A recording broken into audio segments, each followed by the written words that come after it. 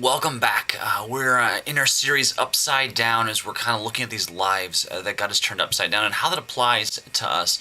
Today we're going to look at the story of Joseph. Now, we know Joseph as one of these guys who, is got the amazing Technicolor Dreamcoat. We've all heard that story before. Maybe some of us haven't. But when it really comes down to it, Joseph really wasn't the greatest guy in the world. I mean, in fact, if you open your Bibles to Genesis chapter 37, you're going to see the story of Joseph and how he's this chosen child of Jacob, but he's got these things called these dreams. He's got a gift from God, and God's given him this gift of these dreams.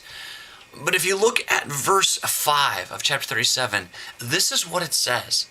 It says, Joseph had a dream, and when he told his brothers, they hated him all the more. He said to them, listen to this dream I had.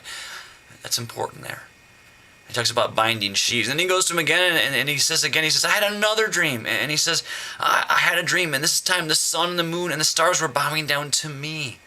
And he told this one to his father and to his brothers and his mothers, and they his dad rebuked him, and it wasn't a good situation. And his brothers hated him because of this, because of these dreams. My question to you is this. Have you ever had a dream?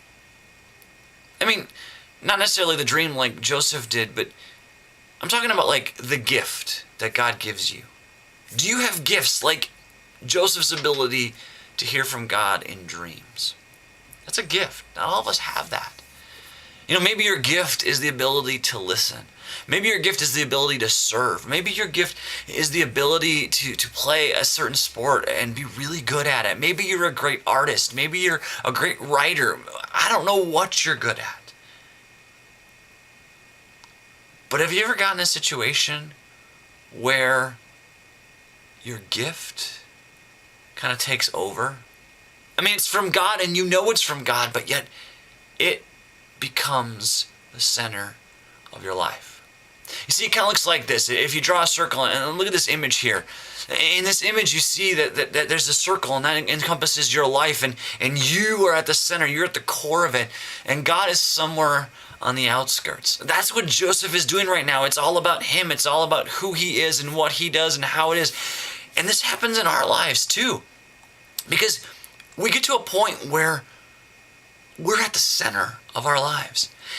In Genesis 37, 5 through 11, that's where Joseph is. It's all about him. He's got this amazing gift from God, yet he makes it all about him. Notice how he says, I. You may be an awesome server, but if it's all about you and the way you do it, and you've left no room for God in that, well, then it's really all about you. I mean, think about it. When you're actually doing these things and using your gifts, are you hearing from God? Is he leading you to use it? Or are you going, I'm going to do it. I know what I need to do. I don't need anybody's help. No one tell me what to do. I control everything. That's where Joseph is. And I don't know about you, but I get that sometimes, and I'm sure you do too, where you become the center of your universe. It's a temptation for all of us, especially in our teenage years. But here's the crazy thing. God continues to work through Joseph. If you look farther in the story of Joseph, Joseph begins to go through this amazing exchange where he goes from this high point of being the chosen child of his father to all of a sudden he's sold by his brothers into slavery who hate him. And then he goes to work as a slave and thinks that could be the lowest point in his life. But no, it gets even worse. This wife of this guy he works for tries to seduce him, and he gets falsely accused and gets thrown in prison. He is sitting in the prison cell with people who are about to be executed. He is the lowest. He's not even a good slave anymore. He's not a chosen son of his dad. No, he is dirt. He's a no good for nothing prisoner. And that's where God speaks to Joseph. That's where God begins to do something in his life. It's almost like a death had to happen in Joseph's life.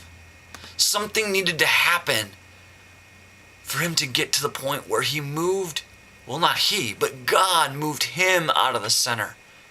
And God took up at the residence in the center of his world. Check it out in Genesis chapter 40, verses 1 through 41. He meets these cupbearers and this baker.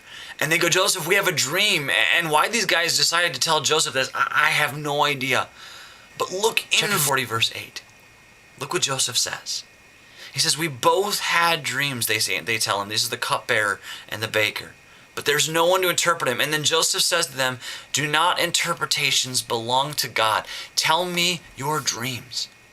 Do you see the shift that's going there? It's not, I know how to interpret my dreams and I have this dream and I'm going to be ruling over you like he did with his dad and his brothers. But no, now he's saying, I can help you.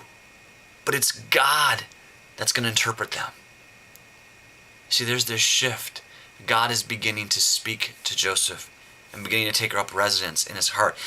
Joseph tells these guys tell Joseph there's dreams. He interprets them. One's good. The cupbearer goes to work for the king, and the baker, not so good. He ends up dying. Really a violent death, not a fun thing to go through. Cupbearer goes to work for Pharaoh. Everybody thinks, yeah, okay, everything's going to be good for Joseph, right?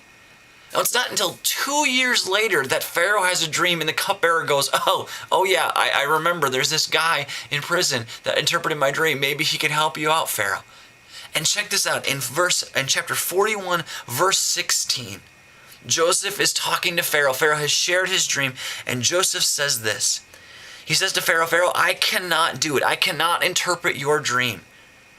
But God will give Pharaoh the answer he desires. You see, it's no longer God's going to help me interpret them. It's no longer I know how to interpret them. It's God's going to give you the answer.